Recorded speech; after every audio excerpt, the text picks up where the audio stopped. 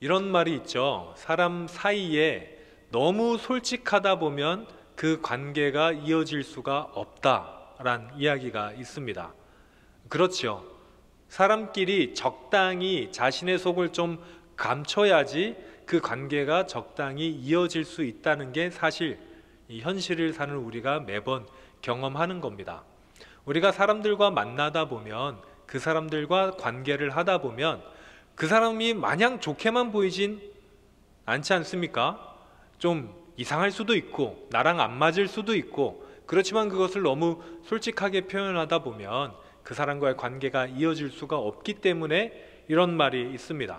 그래서 또 이렇게 이야기합니다. 사람들은 누구나 가면을 쓰고 산다라고 말입니다. 여러분들은 어떠십니까? 가면을 좀 쓰고 사십니까? 사실 우리는 누구나 다 사람들에 대해서 가면을 쓰고 사는 사람들입니다. 우리가 가정에서도 그럴 거고, 학교에서도 그럴 거고, 직장에서도 그럴 거고, 누구나 얇은 가면이냐 두꺼운 가면이냐의 차이가 있을 뿐 어디에서나 가면을 쓰기 마련입니다. 그래서 사람들은 하나님과의 관계에서도 가면을 쓰는 것이 습관이 되곤 합니다. 그래서 하나님께 나 자신을 솔직하게 내어놓는 걸 힘들어하고 어려워하죠. 사람들한테 감추는 것이 너무 익숙하다 보니까 이제는 하나님께도 우리의 감정을 감추는 것입니다. 사람들과 있다 보면 화가 날 때 화를 내면 안 됩니다. 짜증이 나더라도 좀 숨겨야 되고, 실망스럽더라도 실망하지 않은 것처럼 연기를 해야 될 때가 있습니다. 그런데 그것이 하나님과의 관계에도 전염이 돼서 하나님께도 나는 정말 하나님께 실망했는데 실망하지 않은 척, 하나님께도 거룩한 척, 하나님께도 내가 화나지 않고 내가 괜찮은 척을 할 때가 참 많습니다. 하나님께 가면을 쓰는 사람들. 그런데 오늘 본문에는 하나님께 굉장히 솔직한 사람이 등장합니다. 물론 이 사람이 하나님인 줄 모르고 솔직하긴 했지만 어쨌든 하나님 앞에 굉장히 솔직한 자신의 모습을 드러낸 사람이 있는데요, 그 사람의 이름이 바로 기드온입니다. 여러분, 기드온의 이야기를 좀 아십니까? 이 사사기를 보면 여러 가지 반복들이 등장합니다. 사사기에는 어떤 방법이 등장하냐면, 이스라엘 사람들이 가나안 땅에 정착은 했지만 하나님 앞에서 모든 이방인들을 다 쫓아내지 못해서 같이 사는 이방인들이 있었습니다. 그런데 그 이방인들이 같이 사는 것에서 넘어서 우상 숭배를 이스라엘 민족들에게 알려주고 가르쳐주고는 했었습니다.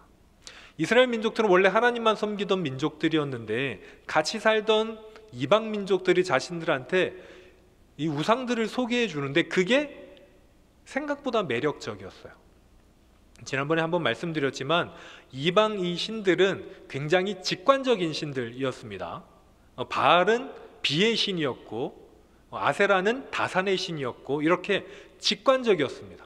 그래서 농사를 짓다가 비가 안 오면 바알한테 가서 비는 거죠.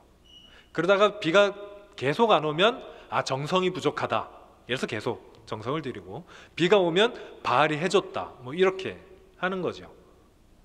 그렇게 바알한테 빌고, 또 애가 안 낳으면 아세라한테 빌고, 이렇게 얼마나 직관적입니까? 그러니까 이스라엘 사람들은 여기에 매력을 느꼈었던 것 같습니다. 그러다 보니 죄를 짓고 하나님을 떠난 이스라엘 백성들한테 하나님이 이제 징계하기 시작하십니다. 처음에는 짧은 횟수, 근데 갈수록 긴 횟수 동안 이방 민족의 탄압을 받게 하셨죠. 그래서 사사기는 이렇게 반복됩니다. 하나님께 죄를 짓는 이스라엘 백성들, 그리고 그 이스라엘 백성들을 탄압하는 이방 민족들, 그러자 그 압제에 못 이겨서 하나님께 간구하는 이스라엘 백성들, 그러자 이스라엘 백성들을 구해주시는, 특히 사사를 보내서 구해주시는 하나님의 응답, 이게 무한 반복되는 게 사사기라고 보시면 됩니다. 그래서 죄를 짓고 회개하고 구원받고가 반복되어서 오늘 본문 기드온의 시기에도 또 죄를 지어서 이번에는 어느 민족에게 탄압을 받냐면 미디안이라는 민족에게 탄압을 받기 시작합니다. 또 지난번에 설교 때 잠깐 이 얘기했었는데요, 미디안은 굉장히 영악한 족속이라서 전부 다 자기들이 관리하지 않습니다. 농사를 짓고 가축을 기르는 이 가을 때까지는 그냥 놔둬요. 농사를 열심히 지어서 소출이 나면 가을에 와서 침략을 한 다음에 다 걷어갑니다. 그렇게 7년 동안 탄압을 받고 있었습니다. 그렇게 탄압을 받던 중에 어느 날 기드온에게 하나님의 사자가 찾아옵니다. 기드온은 아마도 불만이 많았었던 것 같습니다. 무슨 불만이냐면 도대체 하나님 뭐 하시냐고, 하나님 어디 있는데 우리가 이렇게 힘들게 일하게 하냐고. 기드온이 하나님의 사자를 처음 만났을 때 어디 있었냐면 포도주 틀에 있었습니다. 이 포도주 틀이라는 거는 지금처럼 뭐 우리가 작게 하는 것이 아니라 큰 틀에서 포도를 크게 해서 짜는 틀을 말하는데, 그런데 그 포도주 틀이 좀 숨겨져 있거든요. 밑으로 꺼져 있습니다. 거기에서 무엇을 하고 있었냐면 포도주를 짜는 것이 아니라 곡식을 타작하고 있었습니다. 왜 그랬겠습니까, 여러분? 왜냐하면 거기가 숨어서 타작하기 알맞춤이었기 때문입니다. 대놓고 곡식을 타작하면 그 곡식을 미디안 사람들이 다 가지고 가기 때문에 숨어서 타작을 하고 있었던 거죠. 이 일을 하는 것도 힘든데 혹시 여기에서 곡식 타작하신 분 계십니까? 이 도리깨로 터서 곡식 타작해 보신 분 없죠? 여러분, 그게 보통 어려운 일이 아닙니다. 저도 체험만 해봤는데 쉽지 않습니다. 제일 어려운 거는 이 곡식 껍데기가 옷 속으로 들어가 가지고 굉장히 괴롭거든요. 그런데 그 일을 하는 것도 쉽지 않은데 그거를 숨어서 해야 되는 거예요.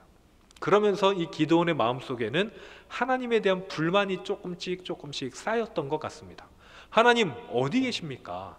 하나님 왜 여기서 우리와 함께 하지 않으십니까? 그런데 어느 날 하나님이 찾아오셨어요.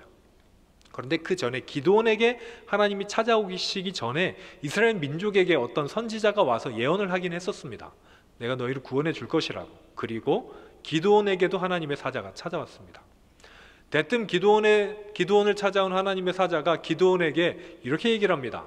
너를 통해서 이제 하나님께서 이스라엘 민족을 구원할 거라고, 네가 나아가서 미디안과 싸우라고, 그렇게 얘기하는 거예요. 그때 기드온은 어떤 심정이었겠습니까? 여러분 상상해 보시기 바랍니다. 기드온이 뭐라고 얘기하냐면, 아니 저는 아무것도 아닌데, 보잘것없는데, 저희 집도 대단한 게 아니라 가난한 집이고 한적한 집이고, 그 다음에 우리 지파도 별것 아닌 베냐민 지파인데 저기 대단한 에브라임 지파나 참 잘나가는 유다 지파가 아니라 왜 우리 지파에 와서 저한테 뭐라고 하십니까?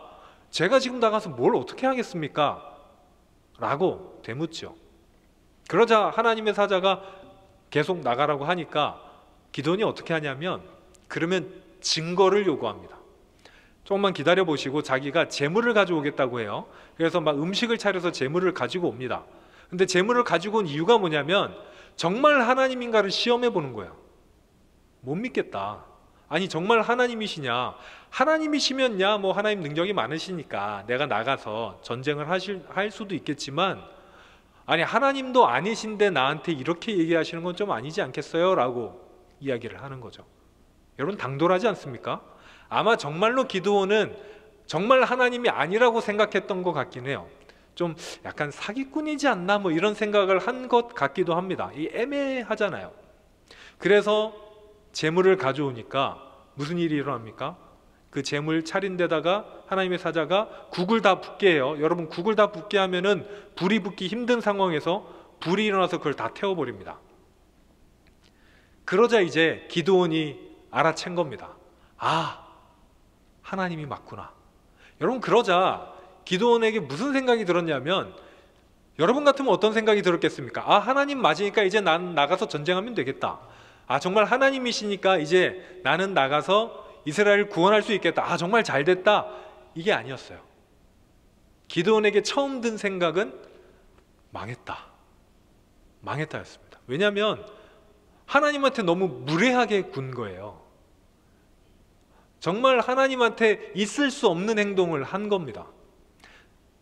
여러분 잘 아시겠지만 이 당시에는 일단 하나님을 만나기만 하도 자신은 죄인이고 하나님은 거룩하셨기 때문에 사람은 죽는다고 알려졌었습니다. 하나님을 뵙는 것만으로도 죽는 목숨이라고 알려졌었어요. 그런데 기드온은 거기에서 더 나아가서 하나님을 의심했었고, 의심한 거에 더 나아가서 하나님을 시험했었습니다. 어떻게 됐겠습니까? 기드온이 생각하기에는 야, 이건 나는 이제 죽었구나, 이렇게 생각을 한 거였죠. 그런데 오늘 본문 여러분 읽으셨겠지만 하나님 뭐라고 하십니까? 괜찮다, 너 죽지 않을 거야 라고 이야기를 하십니다. 그러자 기드온이 하나님 앞에 제단을 쌓고 그 제단의 이름을 여호와 살롬이다 라고 지었습니다. 여러분, 샬롬이 뭔지 아십니까?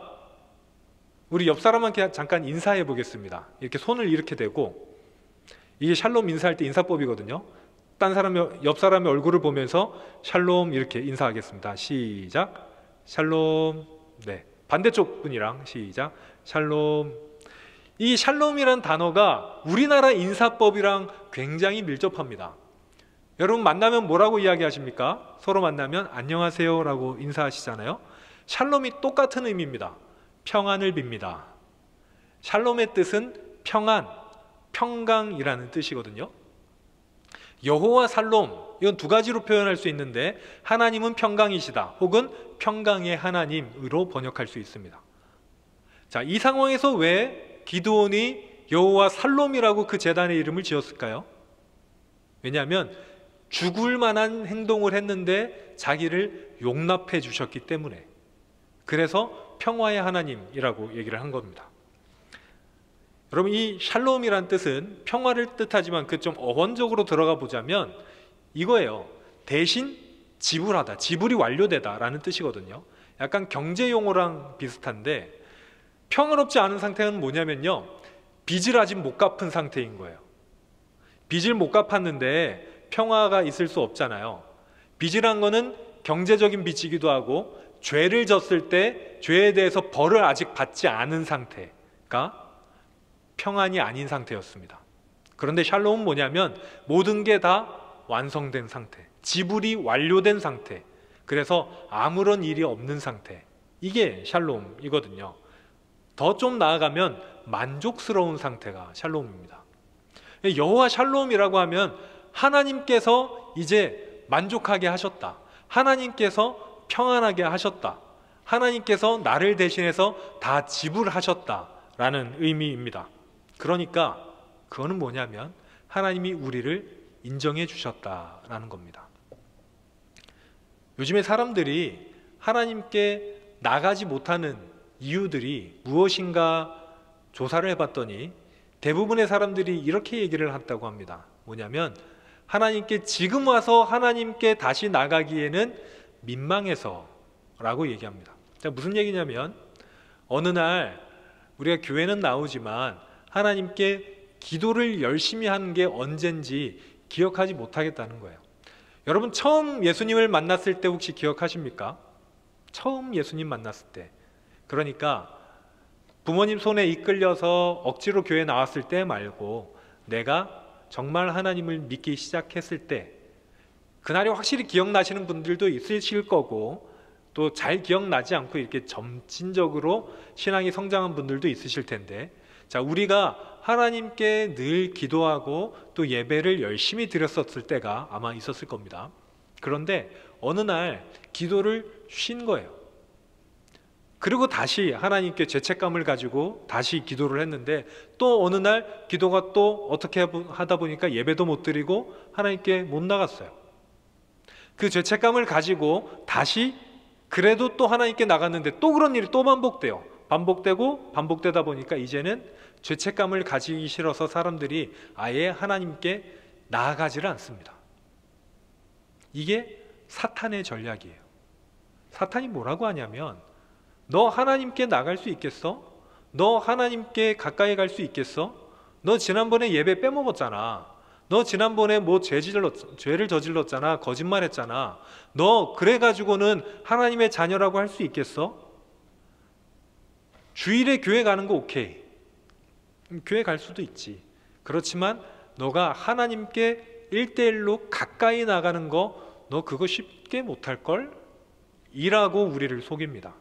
그러면서 우리를 점점 하나님과의 단독의 시간, 기도하는 시간, 하나님과 만나는 시간을 점점 앗아갑니다.